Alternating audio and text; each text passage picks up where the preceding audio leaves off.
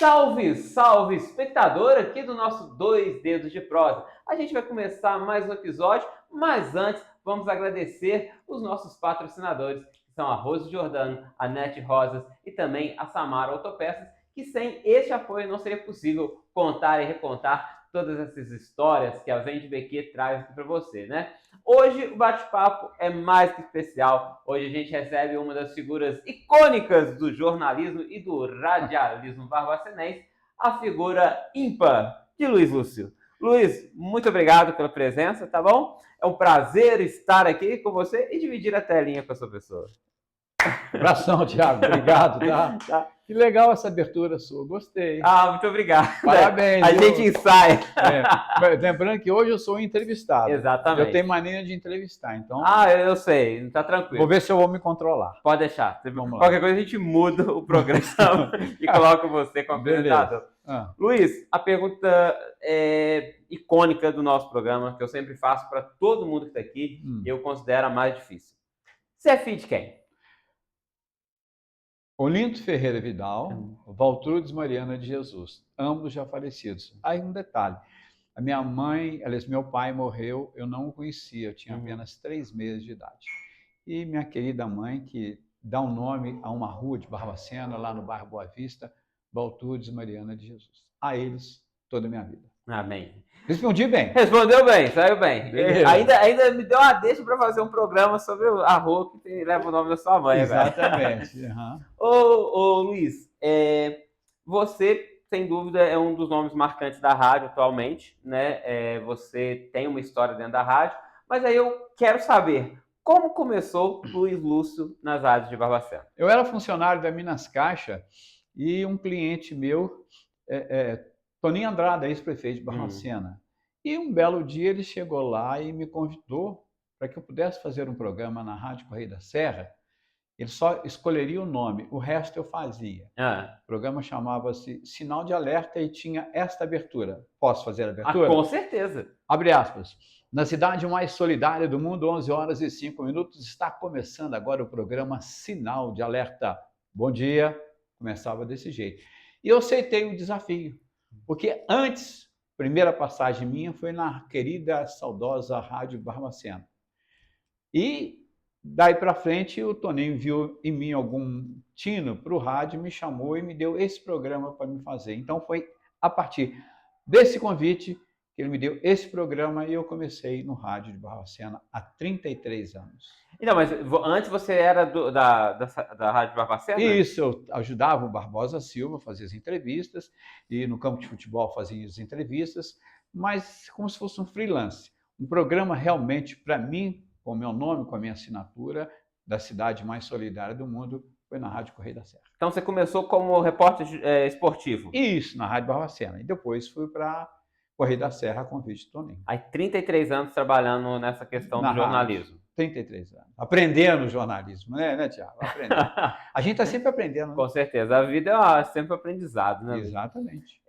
Então, e há 33 anos você continua, e hoje o sinal de alerta mudou de nome, Cidade Alerta, Isso. Né? E há 33 anos você continua na programação do programa. Há 33 anos fazendo jornalismo, entrevistando N e N pessoas. Ininterruptamente? Sem parar. Todo dia tem uma entrevista. E você com 33 anos de entrevista e tal, para você, qual foi a mais icônica, né, nesse período todo que você passou? Icônica? A que mais te marcou? Olha, várias, é claro, muitas perguntas, né? Eu diria Dom Luciano Mendes de Almeida. Uma pessoa carismática, uma pessoa maravilhosa. Eu fiquei muito feliz de entrevistá-lo.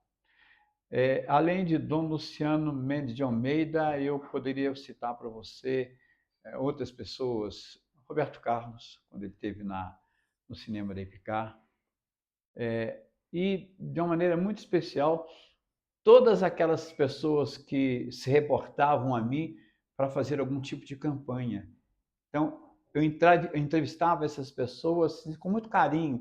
Então, essas entrevistas, das quais eu fiz campanha de solidariedade, me marcaram muito, porque através do depoimento dessas pessoas que passavam por alguma dificuldade, eu fui crescendo.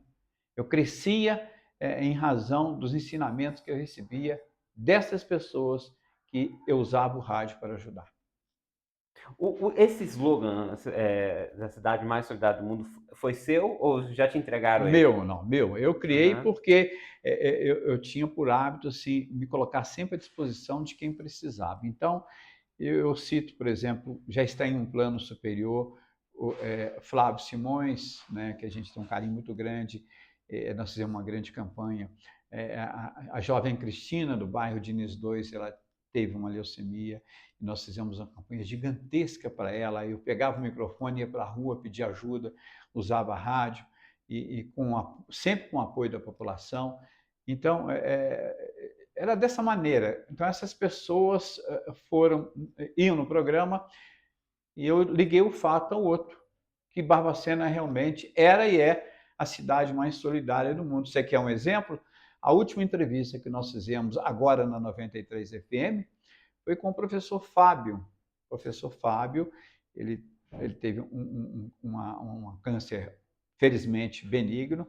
Nós o entrevistamos e um dia desse gravei com ele um vídeo, ele agradecendo a solidariedade do barbacenense, que em poucos dias conseguiu doar para ele R$ 33 mil. E por aí vai. A gente falou aqui das que marcou, das entrevistas que marcaram, mas nesse período todo que você trabalhou na rádio, qual foi a notícia mais difícil de se dar? A notícia mais difícil para dar, puxa vida, hein? Foi quando faleceu um dos maiores amigos que eu tive na minha vida, e foi um momento assim muito triste, muito delicado, o falecimento do Rafael De Filippo, filho do meu amigo, o Dr. Geraldo De Filippo. Faleceu, a esposa dele e o filho dele. Me lembro que o velório aconteceu na sede da Associação Médica. Então, esse foi um momento muito delicado, muito difícil. Eu tive que, por várias vezes, ler o texto para depois falar de improviso, mas mesmo assim eu consegui, não teve jeito. Eu chorei na hora de dar a notícia. Essa me marcou muito. Doeu muito no meu coração. O Rafael é esposo da Renata, né? Espírito Renata, Santo. faleceu a Renata, o Rafael e o filho dele. Ô Luiz, tem isso também, perrengue. Porque jornalista passa por uns perrengues na vida, né? Principalmente quando a gente vai fazer matéria. Nossa! Qual o perrengue assim que te marcou, que você falou assim, nossa, esse foi complicado? Ou engraçado, não precisa nem ser um perrengue, assim, nossa, Exato. Eu estava entrevistando o doutor Tarcísio Sestari Grossi, cardiologista, conhecido por todos. E falando com ele, conversando com ele, e de repente eu dei o exemplo de um médico, eu dei o exemplo a ele de uma pessoa que teria sido medicada por outro médico, e a família ligou e falou assim, olha, essa pessoa já faleceu. Aí eu fiquei assim numa situação, pensa bem, estava falando de uma pessoa que já tinha falecido, eu não sabia. Então foi um perrengue grandão, mas além do perrengue, você tem sempre uma saída, não tem? Exatamente. Você sempre desliza na maionese, você sempre dá um jeitinho de consertar, e felizmente eu consertei este mico que eu passei. Tem que ser maleável, né? A gente tem que ser no improviso. Tem que ser. E, ó, 33 anos, né, de carreira no jornalismo, na rádio. E ao longo desse período todo, principalmente essas 3 décadas, com o avanço tecnológico, você viu muita coisa mudar do dia para a noite. Nossa Senhora, demais. Né? Demais. Como é que você vê essa mudança toda? Como é que foi para você essa mudança toda? De repente, você tem que ir lá na rádio, está sempre gravando, agora você pode gravar direto do seu próprio telefone. Foi fantástica, né? A tecnologia. E você tem que acompanhar a tecnologia. Eu me lembro que eu fazia entrevista, ela é editada num gravador de rolo grandão. Aí o Domingos Silva, que ajudava lá, e outros operadores, até o Vandeir me trabalhou comigo, a gente tinha que cortar a fita, emendar com durex para editar uma matéria. Imagina bem, né? Então, era muito difícil. Por exemplo, quantas e quantas vezes eu levantava de madrugada para atender um chamado da polícia, por causa era a fonte, tinha um assassinato, então eu tinha que ir de madrugada lá. Hoje não, hoje, felizmente, a assessoria de comunicação da Polícia Militar é fantástica, nos ajuda muito, eu não preciso do local, eles mandam para mim a foto, mandam tudo. E eu, da minha casa, consigo fazer a minha tarefa no programa Cidade Alerta, comandado pela Graziela Braga. Como? Eu tenho um gravador, eu tenho um aplicativo, eu gravo, põe no computador, mando para a rádio e fico em casa. E, além disso, que é o mais importante no jornalismo, é a palavra credibilidade e respeitar a fonte. Ao longo do tempo, eu tenho a credibilidade junto às pessoas, as pessoas me passam as notícias, me falam das notícias, acreditam em mim, porque durante todo esse tempo eu nunca respondi um direito de resposta. Tá? E eu sempre utilizei o rádio para fazer o bem para as pessoas. Porque diz um pensador o seguinte, isso é muito importante, serve para você que está nos acompanhando agora. Falarei tudo de bom que souber de um homem. É o pensador Emerson. Por quê? Quanto mais você puder falar das pessoas, falar o bem, melhor ainda. Você vai agradar as pessoas falando o bem do que falando o mal. Exatamente. Tá indo bem, não tá? Tá indo maravilhosamente. Tá, vamos lá. Ô, Luiz, no seu caso, principalmente, você é um colecionador de histórias, né? Porque você, ao longo desses anos todos, você já conversou com centenas de milhares de pessoas, Perfeito. né? E foi colecionando isso. Como é que é isso, de repente, de um dia para a noite, né? Você vira o ouvinte, porque você é o primeiro ouvinte de uma história, para depois você contar ela. Exatamente. Como é que é isso? Ser o primeiro ouvinte de uma história e aí saber que com aquilo ali, na maioria das vezes, né, você pode estar fazendo bem para outras pessoas. Credibilidade. Se você não tiver credibilidade no jornalismo, não adianta nada. Por exemplo, me permita, você que está ouvindo, eu contar um fato pessoal. Por exemplo, eu recebi a medalha Mérito Santos Dumont da IPCAR. Por que eu recebi? Acharam o comando aeronáutico que eu merecia. Mas para mim merecer, eu tinha que ter credibilidade, eu tinha que fazer alguma coisa para a instituição me valorizar. O mesmo acontece com a Polícia Civil, o mesmo acontece com a Polícia Militar. Então, se você não tiver essa credibilidade, essa aceitabilidade nas instituições, nos órgãos, você não consegue realmente ir para frente, você fica estagnado. E em função de tudo esse aparato, eu consegui também, à época, ser vereador em Barbacena. Olha que interessante. Simples, eu moro lá no bairro Diniz 2, levam uma vida normal, classe média, e à época, pessoas de muito valor financeiro não conseguiram, e eu consegui dessa forma, agindo dessa forma, repassando para as pessoas honestidade, credibilidade, e por aí vai, desse jeito. No início da nossa entrevista, você falou sobre o Barbosa Silva. Nossa, não faz eu chorar, não. Não é para chorar. Vai, não. Mas, e ele é um icônico nome do rádio barbacenense, né? Talvez aí o maior nome. Eu não tive a oportunidade de conhecê-lo, infelizmente. Mas conheço a lenda, né? O legado. O que você pode falar sobre Barbosa Silva aqui pra gente? Barbosa Silva era um ser humano fantástico. Eu via Barbosa Silva tirar a roupa do corpo para vestir um mendigo. A época, eu passava por situação difícil e às vezes não tinha como é que eu falo? Como eu diria para você? Faltava até alguma alimentação. Aí eu ia para casa do Barbosa Silva. E o Rogério Barbosa, filho dele, sabe disso. Eu almoçava na casa do Barbosa Silva. Eu aprendi a falar no rádio com o Barbosa Silva. Então, a ele, não foi só eu, não. Muitos outros jornalistas formados, conceituados, muita gente de Barbacena deve a ele, ao Barbosa Silva. Ele foi uma pessoa maravilhosa na minha vida. A ele eu agradeço, claro, primeiramente a Deus. Depois a você que está me entrevistando, me dando o prazer, a honra de ser entrevistado por você.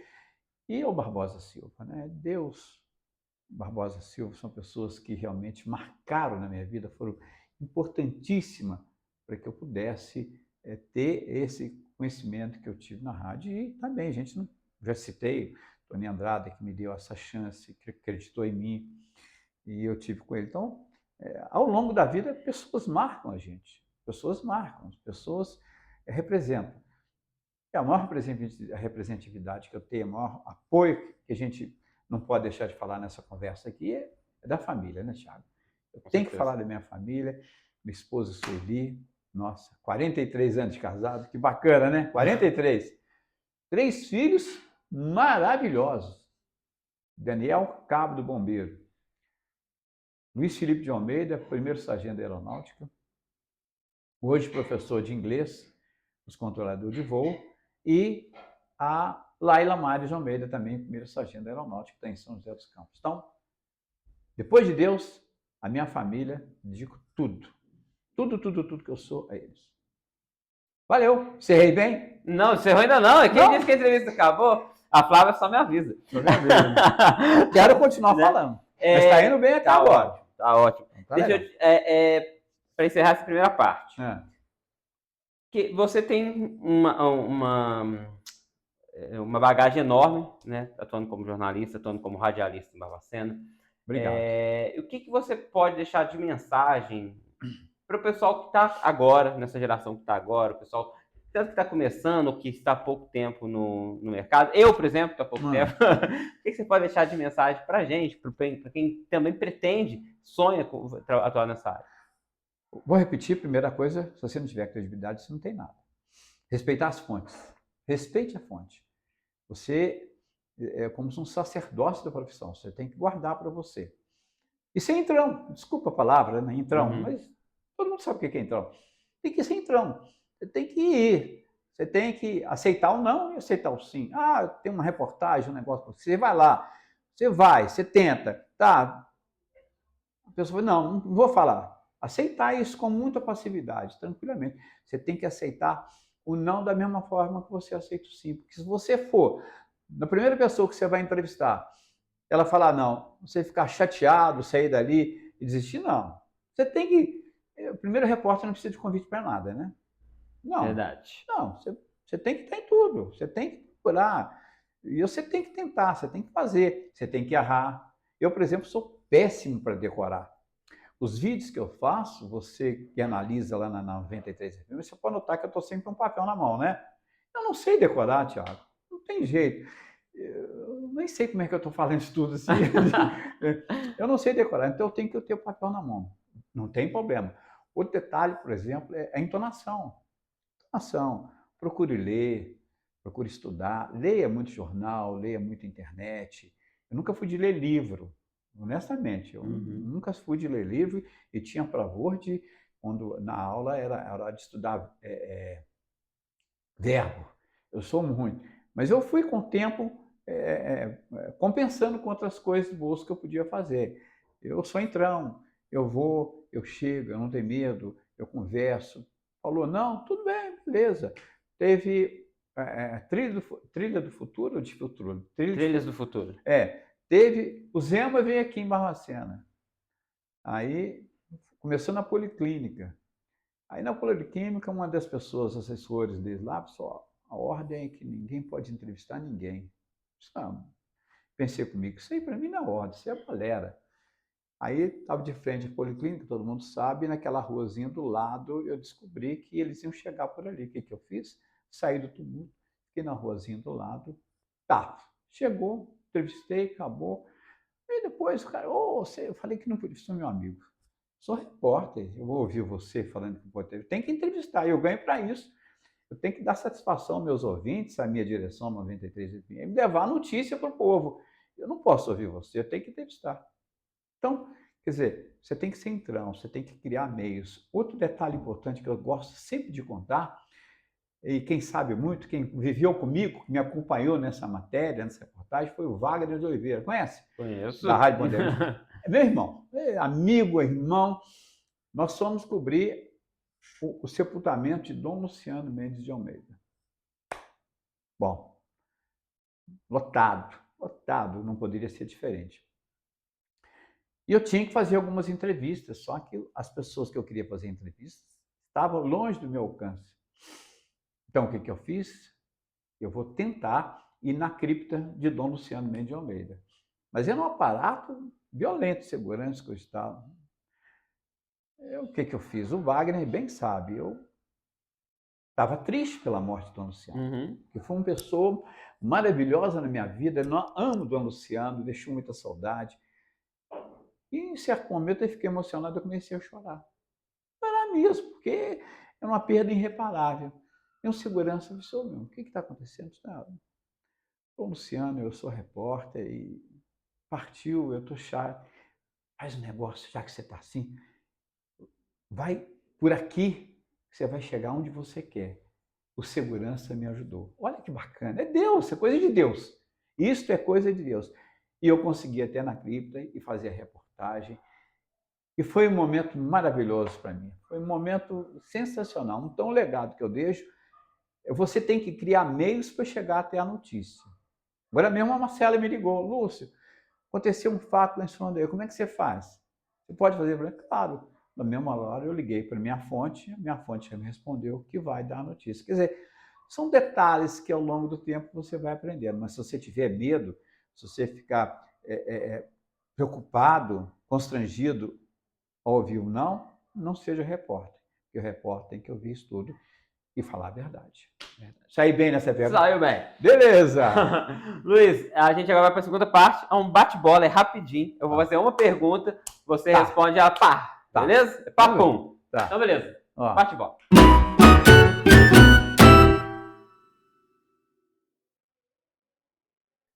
Uma frase. Tudo posso naquele que me fortalece. Um lugar em Barbacena. Um lugar em Barbacena. Rua Angelina Dani, no bairro Diniz, onde eu moro. Uma memória. Uma memória. Foi quando eu servi exército em São João del Rei. Um momento importante demais para mim, me fez crescer.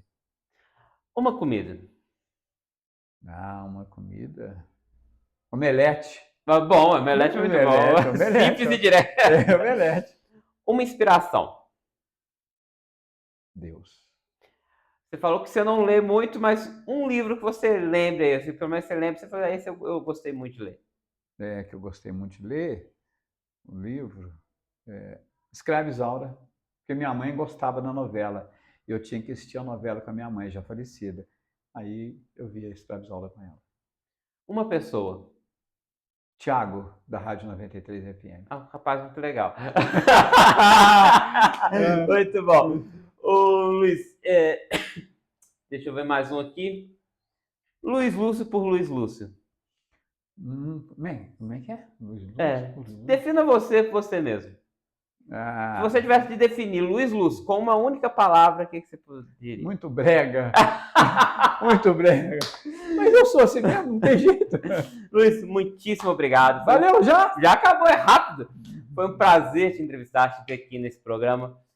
A gente tem por objetivo no 2D de Prosa entrevistar pessoas que são relevantes para a cidade, que inspiram outras pessoas na cidade, para mostrar que Barbacena é possível ter potencial em todos os seus aspectos, inclusive no aspecto humano. Então, foi um prazer. Posso dedicar essa entrevista? Claro, mas você não deixa no vácuo, não. A minha família. Está dedicado. Abraço. Muito obrigado. Beijo para vocês. Fica com Deus. Gente, como é que você encerrava o sinal de alerta? Encerrava?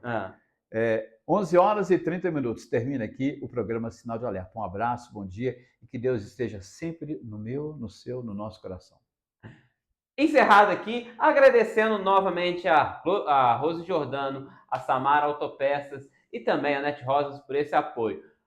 Você pode conferir não só esse programa, mas vários outros, como o Oncotô e também o Pelas Ruas de BQ e o nosso documentário BQ.doc aqui no nosso canal do YouTube. Tá bom? Acompanhe a gente pelas redes sociais e mês que vem a gente está de volta com um novo 2 Dedos de Prosa. Até mais.